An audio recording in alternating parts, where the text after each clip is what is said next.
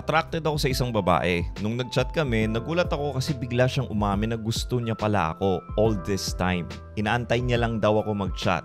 Ayun, medyo GF ko na siya. Red flag ba yun? Actually, I don't see any red flags there, Sigarilyo. And let this be a lesson to all of you guys who are on the fence when it comes to asking your crush out. Kasi, who knows? Baka crush ka din ng crush mo. Have the balls to reach out to them and ask them out. Katulad na lang ng nangyari dito kay Kuya, no? Bet niya si girl.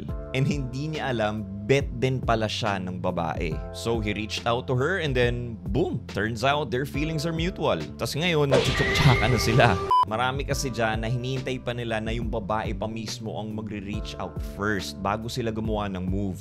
Don't. Please mga Sigarilyo, don't. Yung mga babae kasi, hindi naman sila yung outright na nagsasabi ng, "Hey, alam mo, trip kita. Ang laki kasi ng tito." Hindi sila kanyan, Sigarilyo. They give off subtle hints lang na bet ka din nila. And most of those subtle hints ay hindi napapansin ng mga lalaki. A few of those signs are, like what I've said in my past videos, is they always laugh at your jokes kahit sobrang corny na. O kaya, they go out of their way para lang makasama ka. Kunwari, meron kayong project or meeting, maski merong prior engagement yung babae, ika-cancel niya yun para lang makasama ka. Pero syempre, ang pinakamaganda dyan to know if the girl likes you as well is for you guys to grow some balls and ask them out on a date. Katulad ng ginawa dito ni Kuya. If they decline your invite twice in 2 consecutive separate occasions, then that means she's not interested in you. Pero kung pumayag siya na makipag-date sa'yo, then good job.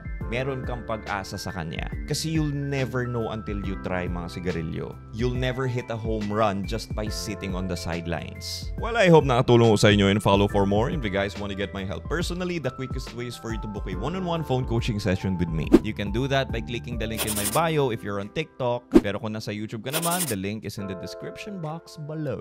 Peace.